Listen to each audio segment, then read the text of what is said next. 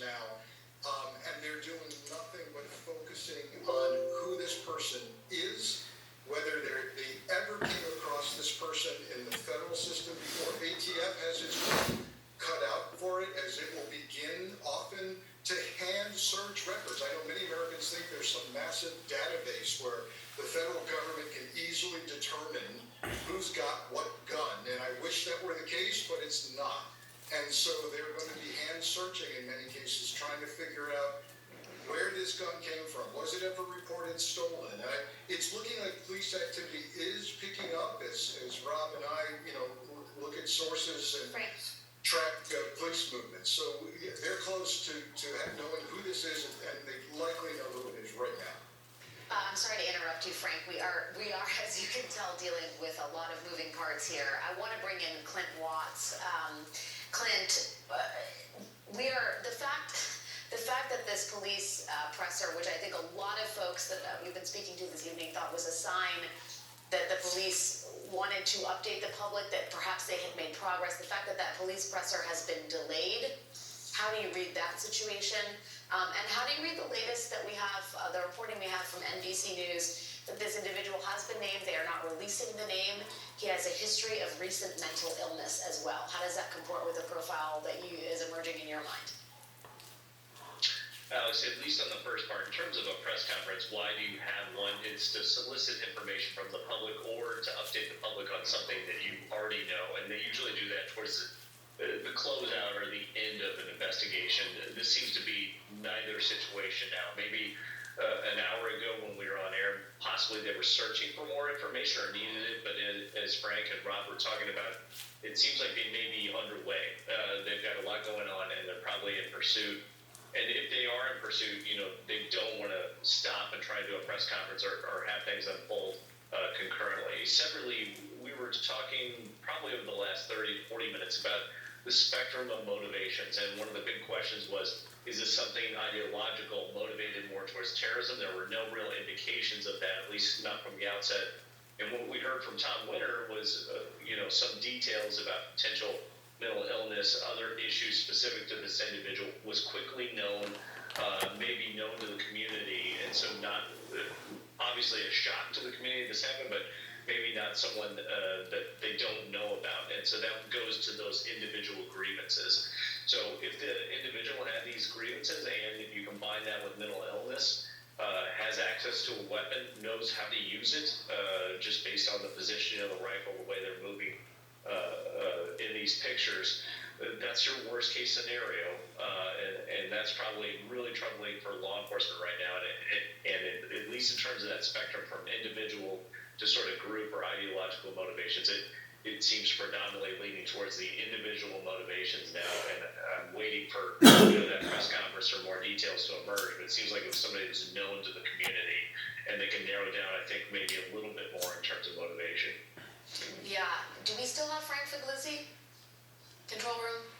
Frank, can I bring you in here just to piggyback on what Clint just noted, the sort of difficulty in, well, they've identified this individual, the history of recent mental illness. He was potentially known to the community. The difficulty of finding someone who's acting on his own, a lone wolf, if you will, from a law enforcement perspective. Can you shed some light on that? If someone is already sort of marginalized in the community, may not be as engaged because of the mental illness, just tracking that individual, does it become even harder? The known mental illness is a factor in everything from how you might even try to negotiate, if you even have a chance to negotiate with this person. The hostage negotiators will want to know all of that information. I do find it interesting. Maine has a very kind of unique law in place. We're all familiar with red flag laws where the police can take a weapon temporarily while they work through a threat and then give you back the weapon with due process if they resolve the threat. Maine has something referred to as a yellow flag law, which requires a mental health professional to sign off on law enforcement taking your weapon from you. That's an interesting scenario, and if indeed this person is well known to mental health professionals, and we don't quite know that yet, it raises the issue of asking a mental health professional to get involved in a law enforcement decision is something that works or not, but it's something that got my attention because I'm not aware of any other state that has this so-called yellow flag law. Frank, what do you make of the ruthless efficacy with which this individual appears to have killed so very many people? In terms of a profile, I know I asked Clint this in the last hour, but do you have thoughts on a profile? Are you thinking, is a profile emerging in your head? A man who may have been acting by himself, is not interested in concealing his face, may understand that this could be his end at the hands of law enforcement potentially, or his own hand, given the gravity of the situation. Is a profile emerging of who this person may be in your own mind? It's so early, but I will tell you this. When you're dealing with a spree killer versus a serial killer, it's a different scenario. It's something that is impulsive, even though he may have been thinking, obsessing about this. When he decided to do it, the mental health factor enters into the randomness of the target. So while we always want to apply logic to an investigation, gee, why did he hit this place? Why did he choose that place? The reality often in these cases is once you figure it out, you haven't figured it out because it made perfect sense to the shooter, but to no one else. So it may have been just the slightest offense that was taken at a business or over a business transaction, or he didn't like somebody's look, or they turned him down for a job somewhere. And all of this just keeps piling up. And that's likely what we see with spree shooters. It also is very dangerous. They don't stop until they stop themselves or law enforcement neutralizes them. Frank Figluzzi and Clint Watts, thank you both for your time this evening, your thoughts, your expertise. We are going to take a quick break and we'll be right back with more. ¿Quieres encontrar nuevos clientes o conocer mejor a los que ya tienes? Descubre Omnidata Marketing de Informa, soluciones basadas en datos para mejorar la captación y el conocimiento de tus clientes. Pide una demo gratis en omnidatamarketing.es y comprueba lo fácil que es disponer de datos relevantes para tus campañas de marketing. Ser de Canarias es irte de garito sin conocer a nadie y salir el último rodeado de colegas. Es ser el alma de la fiesta y vivir cada segundo como si faltara una hora más. Lo que sí es seguro es que Canarias me entra bien. Igual ese es el secreto, ¿no? Como el de nuestro ron Areucas, el lado canario de la vida. Bebe con moderación, es tu responsabilidad, mayores de 18 años.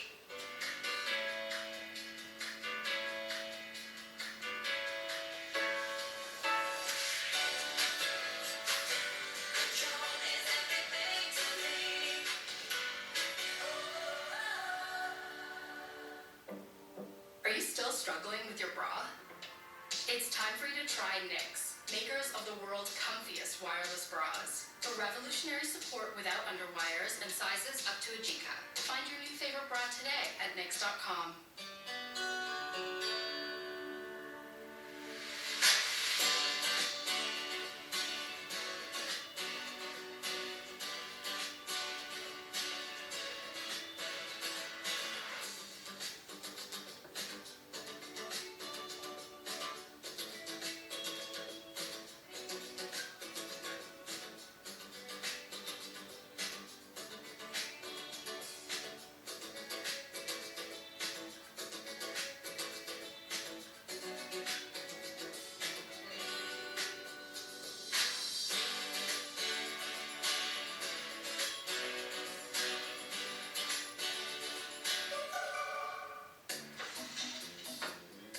There are more identity threats than you realize.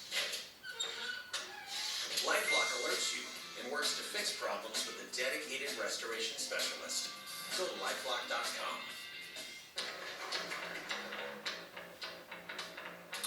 Constant Contact's advanced automation lets you send the right message at the right time, every time.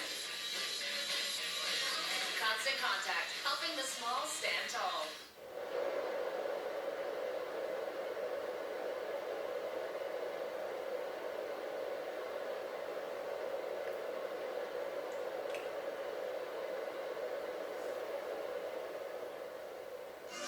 There's something going around the Gordon home.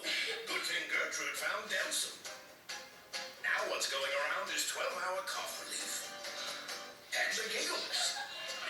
The family that takes Delson together feels better together. This bakery needs new equipment fast to keep up with demand. So they're going to On Deck, the online lender that makes it easy to choose your loan and if approved, get funds as soon as the same day. Your loan is on deck. Hi, I'm John Fiorentino, inventor of the Moon Pod, a breakthrough in therapeutic relaxation that's changing the way the world sits. I really use my Moon Pod as a therapeutic device so that I can stay active. And after a full day of hiking, I get really sore in my joints. I lay down on my Moon Pod and it all melts away. Get your Moon Pod today. I promise it really is the most comfortable place in the universe.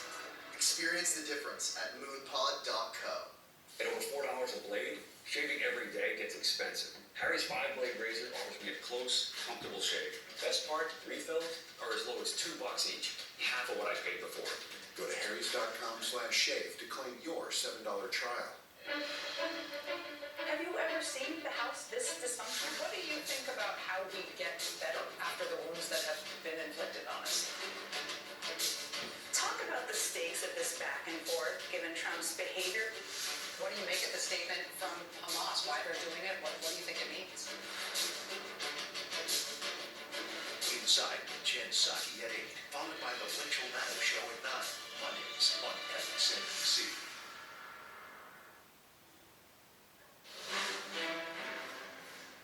As we come up on the top of the hour here, I just want to offer a recap of what we've been covering this evening. A mass shooting has occurred tonight in Lewiston, Maine. At least 22 people have been killed. 50 to 60 people have been wounded. The shooter appears to have targeted several locations, including a bowling alley. This image released by the police shows the shooter entering that bowling alley holding a long gun. The FBI is assisting law enforcement on the ground who may, at this hour, know the suspect's identity. They are not releasing his name to the public. You can see here that the shooter is not interested in concealing his face. But at this hour, that shooter remains at large. Residents of Lewiston and nearby Auburn are being told by police to shelter in place, to lock their doors.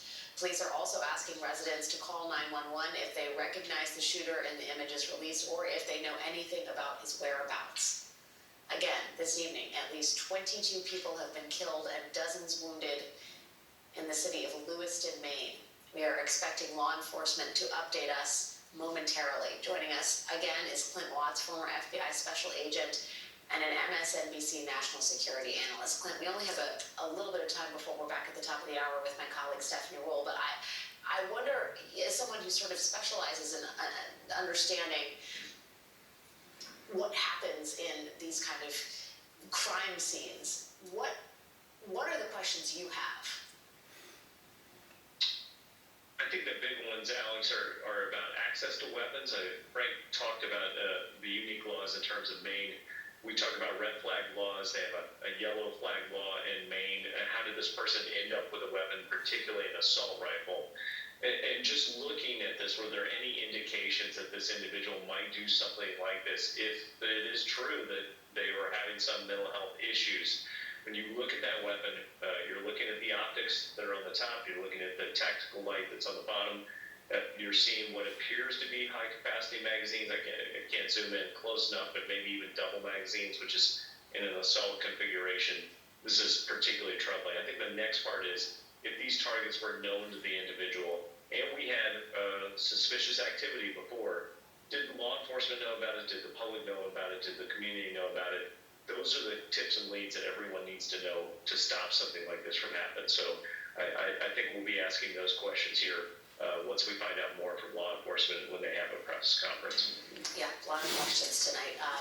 Clint, thank you so much for assisting me in this breaking news environment, answering some really important questions. Our coverage continues. The mass shooting in Lewiston, Maine will continue with my colleague Stephanie Roll.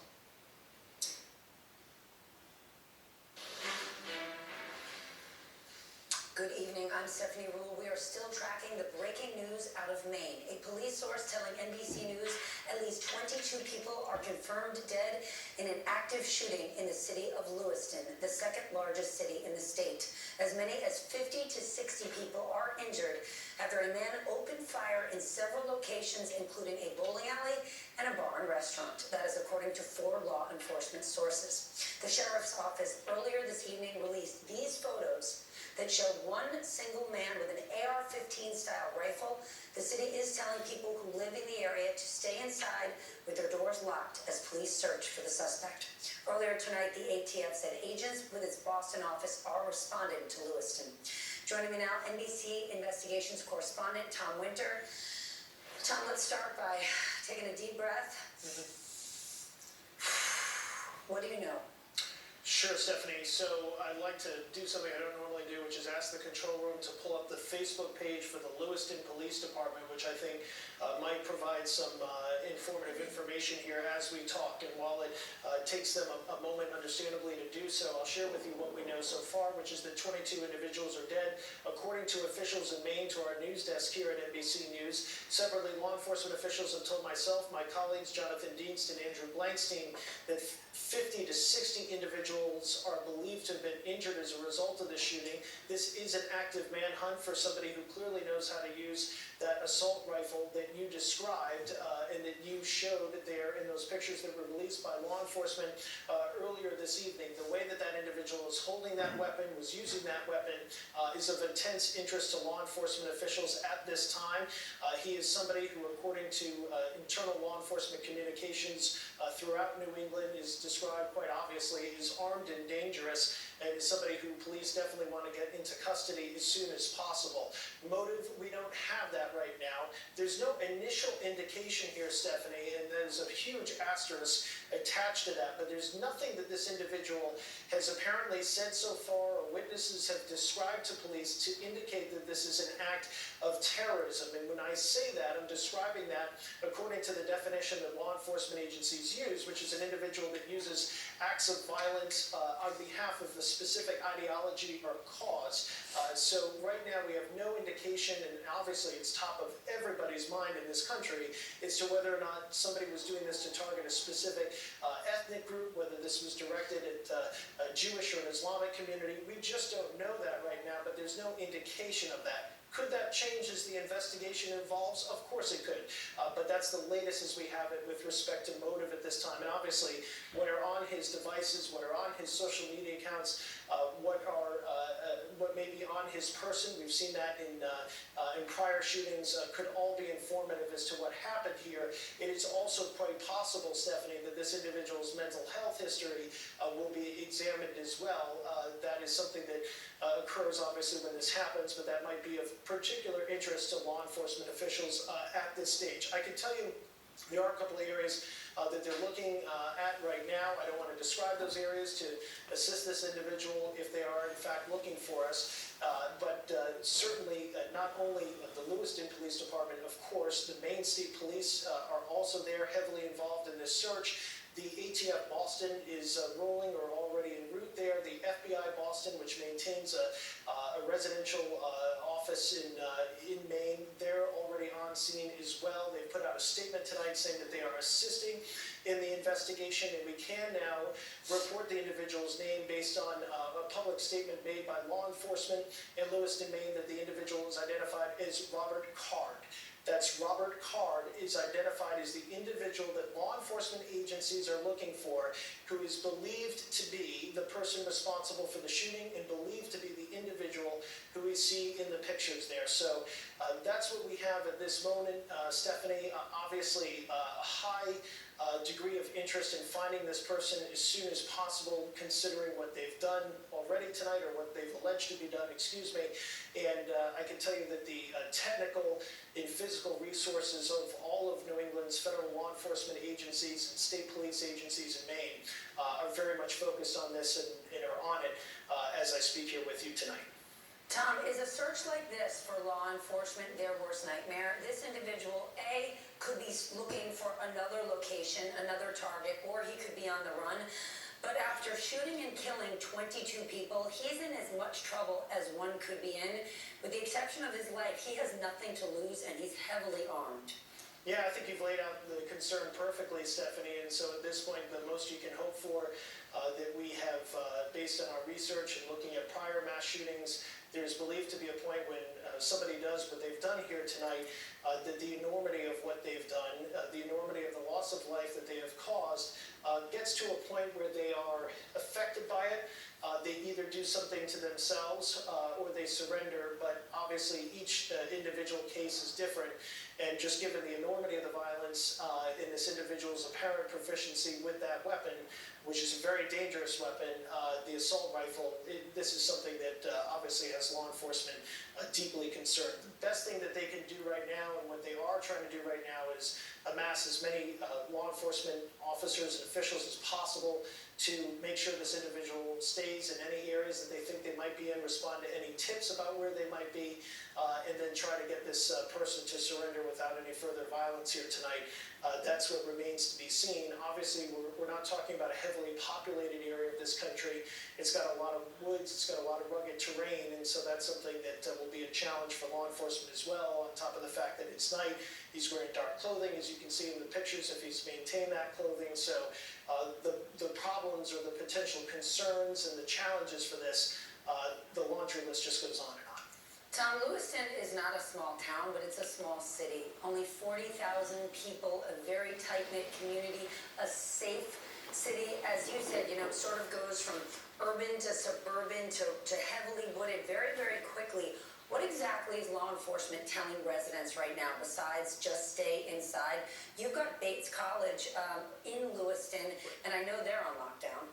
Right, I mean, that's all that they can say is do not let anybody inside of your house. I remember I was in Watertown when the FBI Boston, who's now involved in this tonight, as well as the Massachusetts State Police and Boston Police, Watertown Police, led by Chief Ed DeVoe, they were focused on trying to find Johar Sarnaev.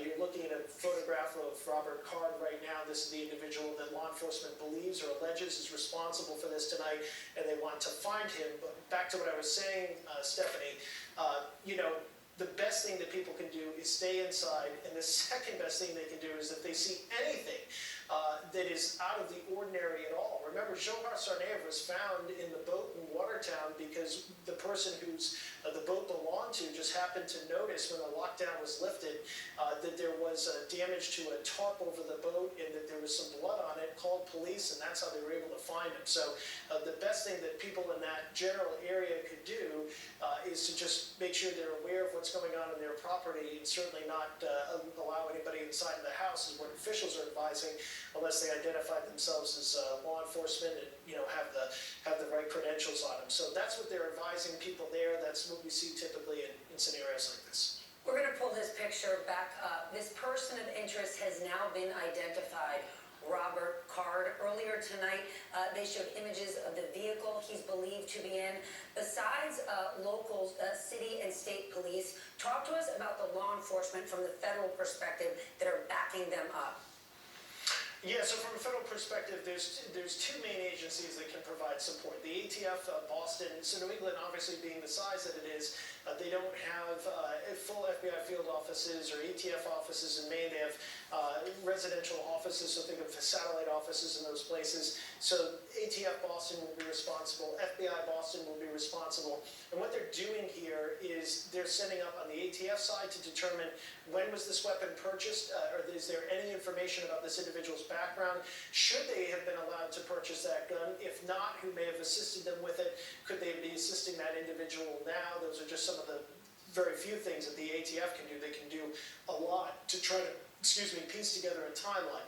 That's the ATF. For the FBI Boston, they bring in technical expertise and a manhunt expertise, as I alluded to earlier, that is really probably going to be quite helpful in this investigation. They have technical capabilities capabilities in trying to find a person. They have SWAT capabilities and just general investigative capabilities. They put out a statement tonight from a spokesperson, Kristen Satera, via tweet, who's put out that the FBI Boston is assisting at this point. It is not their investigation. They're referring all calls to the Maine State Police, but they say that they are helping out in those technical, tactical, and investigative ways. There are some very specific things they can do, but obviously you'll appreciate at this stage of where we are in this search for this individual they believe is responsible for the shooting, that I'm not going to go into much more detail beyond that. We are expecting an official police press conference within the hour. We will bring that to you as soon as it begins. Tom, I want you to stay with us, and let's bring into our conversation Representative Shelley Pingree. She represents a district just on the edge of Lewiston. Congresswoman, I wanted to start by asking, how are you? Oh, it's such a sad night. Our hearts are broken for everybody who thought they were going out bowling, thought they were going out to dinner. We're just not used to these kinds of things in Maine. As you said, this is a very small city, very tightly knit, college town. We're just not used to this. Maine is a state where a lot of people own guns. This is about to be the beginning of the hunting season. We're used to responsible gun ownership.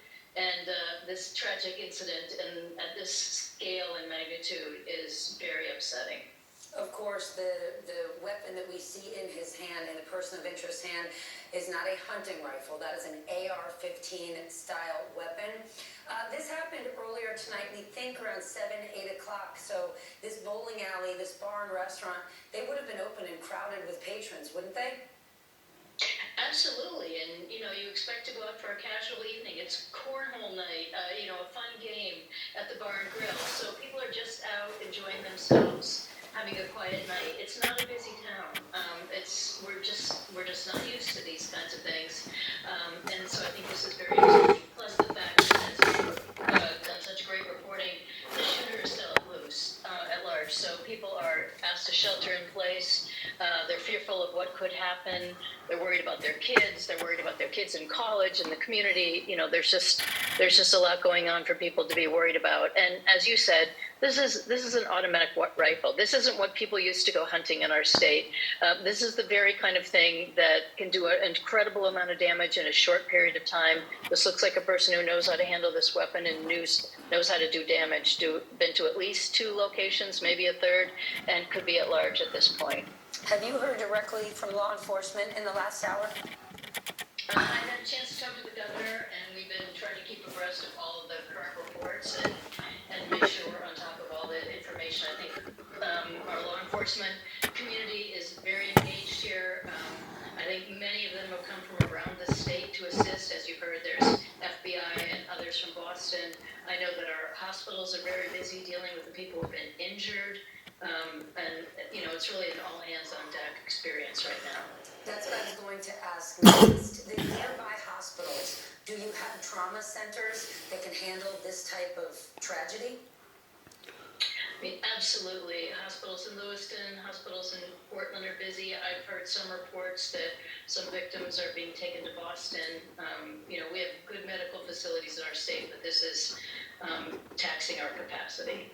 Did you learn anything from speaking with the governor that we haven't yet reported tonight? I think you've covered just about everything, and the unknowns are unknown to everybody. Where is this shooter? I know you guys were mentioning, Maine is a very rural state. This is a small city. There's a lot of woods in the city, but this person is from a rural community in my district near this city, and could have gone anywhere. So it's hard to find somebody when they're on the loose in Maine. It's not an easy proposition. What can you tell us about that rural community where this person of interest is from? Help us understand. I want to be clear. I don't know anything about the shooter. I just know the community that they mentioned. But it's a small Maine town. We're a very rural state. We have over 400 small communities, and all of them are tightly knit. Everybody knows everybody. Everybody generally knows what their neighbors are up to and where they're going at any point in time, because you drive down a road and know where people are. So it's very unusual to have something like this happen in our state, and particularly for someone to be in Lewiston. Lewiston to be in these particular places. As you've heard people say, no one knows what the possible motive could be or any of the issues that the shooter themselves has. All I can say is this is the kind of weapon that shouldn't be so readily available and shouldn't be doing so much damage to so many people on this evening. To that last point you just made, there were 29 homicides total in your state last year, and at least